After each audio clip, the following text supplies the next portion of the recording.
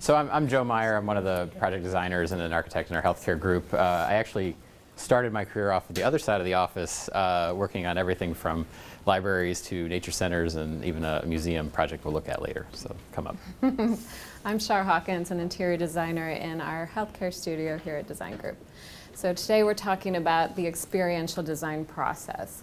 And in today's discussion, we'll talk about what it is, what it looks like, what that process involves. We'll talk about a couple of project examples that embraced the experiential design process and highlight some of the solutions that came out of that, deep dive into the user experience. And then we'd like to wrap up with some current and future trends within healthcare that we see as a result of taking that closer look at the user experience. So what is experiential design? I think as designers and owners, we've all said, oh, I design with the patient in mind and the staff in mind. And that's part of it, but that's true user experiential design. Doesn't just think about it, it embraces it, and it's the first thing we think about throughout. And rather than trying to go through the process, I'll give you an example. I worked on a project several years ago. It's an Ohio Health facility. Here in town, Dublin Methodist Hospital, and that project fully embraced the experiential design process. And so one of the sessions in which the design team and representatives from Ohio Health came together, you can also use patient advisory groups or community advisory groups, but in this case it was owner consultants and design team. And so in this session we got together and the topic was, what is it like to enter Dublin Methodist Hospital? What is that arrival? What is the patient or family going to experience? And so as we're thinking about related experiences, one of the designers in the group says, you know, I was just at a conference and I had the pleasure of staying at a Ritz-Carlton. And so the cab dropped me off and I bring my bags in the door, and immediately a concierge came up to me and said, ma'am, are you checking in? And she said, well, yes, I am. And so they walked through the lobby. She's exchanging information with the concierge who's putting information into her tablet. And they're walking through the lobby and they end at the elevators, and a packet is handed to the designer with a room key, and you know, you are on such and such a floor and your room is XYZ. Enjoy your stay with us. And so the designer's riding up the elevator and thinking, you know, I never had to find my way through people to a desk. I never waited at a desk to be recognized. I never sat there at the desk giving information over that I feel like they should have already had. And then after that, I navigate myself to an elevator and find my way to my room. That felt good. That was a nice experience. That could be the Dublin experience. And so she presented the case of how that could happen. You'll see there's no desk in here. There are rovers. And that became the Dublin Ritz-Carlton handoff.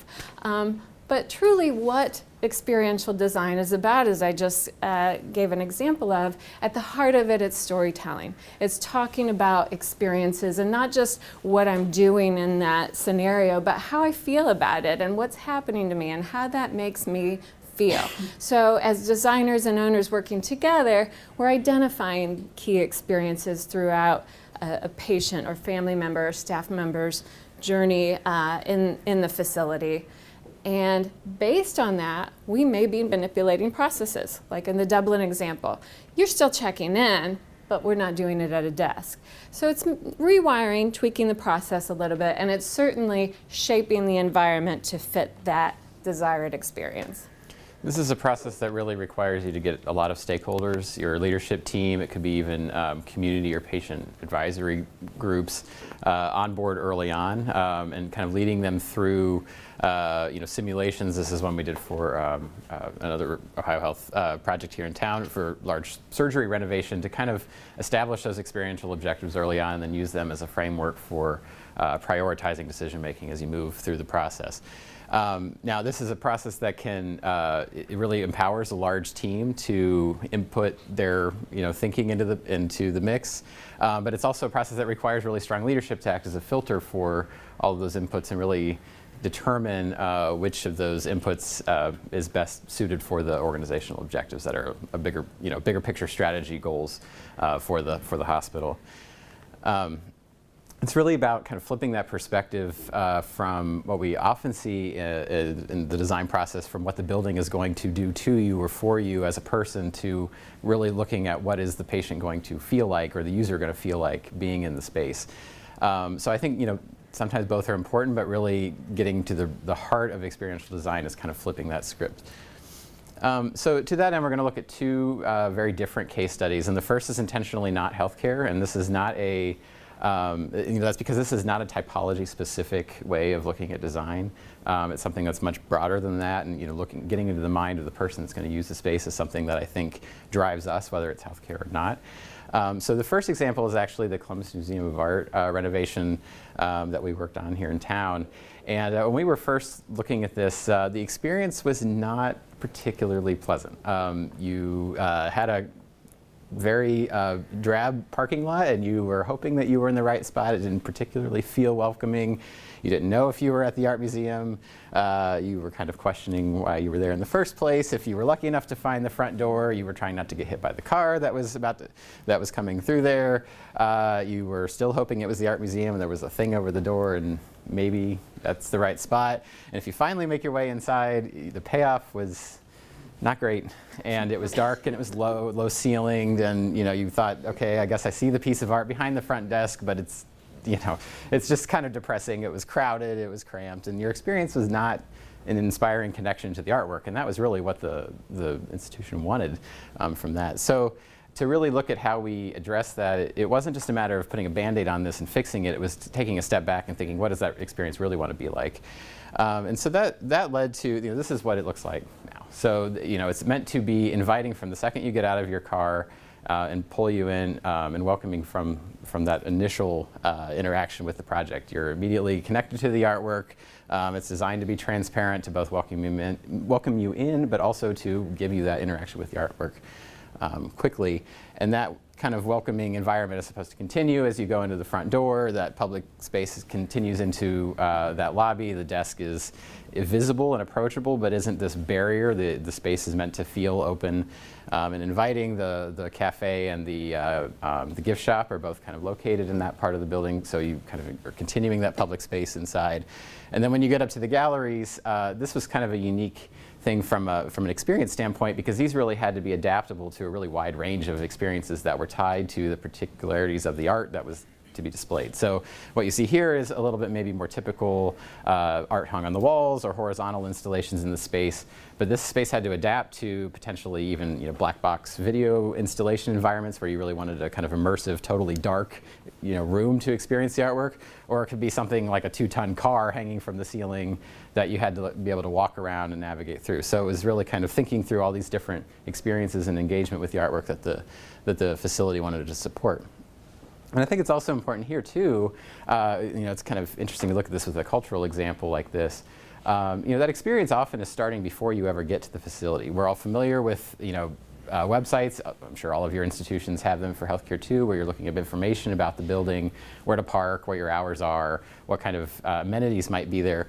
But I think there's something to be learned from cultural institutions in taking that step from finding information about that facility to really kind of curating and influencing the experience. So this is one from the Frick collection in New York.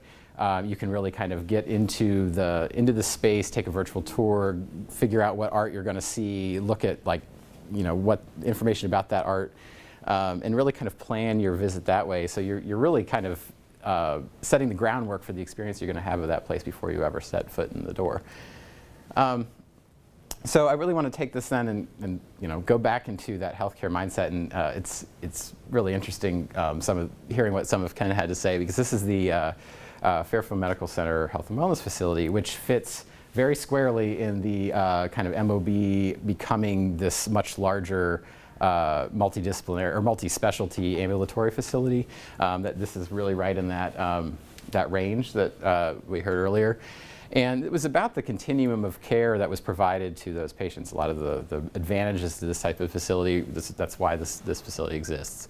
And this was everything from an emergency department, on one end of the patient care spectrum, all the way to what was kind of unique with this facility was the wellness gym and kind of medical fitness component that had on the other end of the spectrum. So very well patients in preventive medicine and trauma patients on the other end.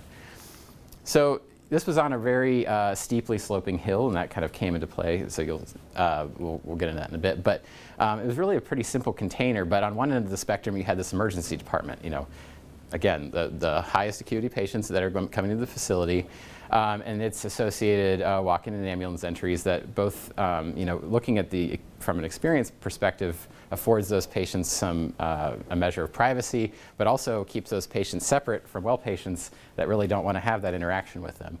Inside that same part of the building, there's a women's health component, imaging, and a clinic.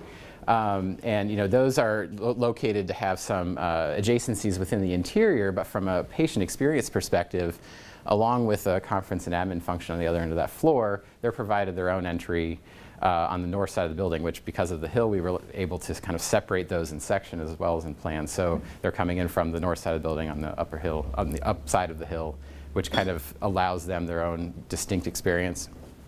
And then I mentioned the wellness facility on top of that. Therapy came up. That's one of the things that's in this building as well. And then the medical fitness facility. And again, these are these are well patients coming in. So they enter on the downhill side of the building. Now, it's important to note here that while all of these different experiences wanted to be very different in terms of how they kind of approach the building and how those experiences are separated, those patients may have to their acuity level may change over time. So this concourse is the thing that kind of ties all of those experiences back together. The co-location of different facilities was one of the kind of design objectives you heard earlier, but also the wayfinding and the kind of comforting environment was one of those other objectives. This is a way to kind of pull all of those things back together and acknowledge that while a lot of different experiences have to happen in any given day, any one patient might have to then be, that their experience is going to need to change over time. So in some ways, that concourse becomes a kind of physical manifestation of that continuum of care and allows for the soothing environment, the easier wayfinding to still be excellent in the building, even though you have all of these different patient types. It's also where amenities are located, like the cafe or some of the daylight-filled waiting spaces that are more common needs throughout, like for any of those different patients or for their families and for the staff.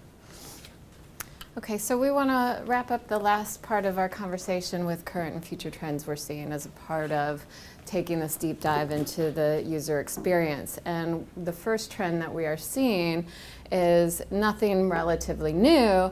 Everybody has been talking about for years and years and years patient-centric or patient and family-centric thinking. However, the retailization of healthcare is newer. And we're seeing that in 3 areas. As Joe pointed out, wellness centers are a big one.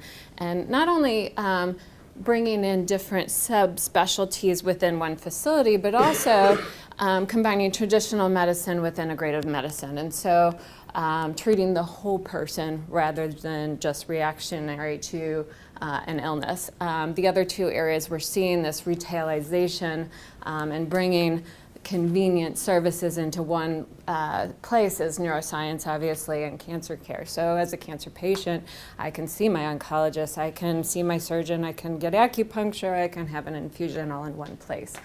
So being very convenient and treating the whole person is a part of that. The rest of the slides all hover around technology integration. Elliot talked about the MetaNav, and that is a current trend, being able to navigate through a complex hospital system.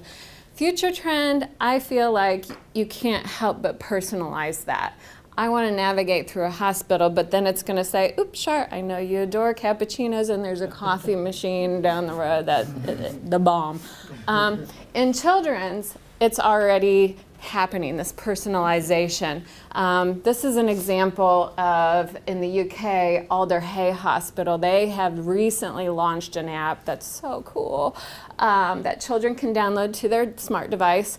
So they come to the hospital, they pick a buddy, an avatar, it welcomes them into the building, they navigate through the building, they're taught about their procedures they're about to have. It deinstitutionalizes and brings the scary level down quite a bit. And they're also given rewards for completing a procedure. So I think future trend is, again, this is something that is going to be adaptable for the adult population, and it's going to know my preferences and give me options to curate my experience, as Joe said.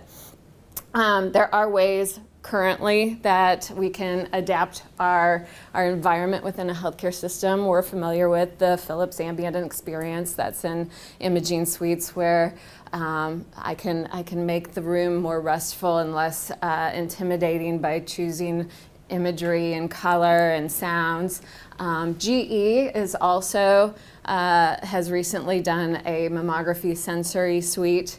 If you want to go to the next slide, so women can, select their imagery, sights, sounds, even smells within the suite, because this is for a first timer, this is not a friendly experience. So anything that you can do to personalize and relax you with your personal preferences on sight and sound. Future trend in this regard, Elliot mentioned the Internet of Things. I think more and more I'll be able to personalize my experience within a hospital and all from my smartphone. I can communicate with my doctor, I can order my lunch, I can upload my playlist, I can watch my Netflix within the hospital, and I think it'll be scalable, not just for inpatients, but for outpatients as well. So that's our talk on experience. Do questions at Thank the end. you. All right. Thank you very much.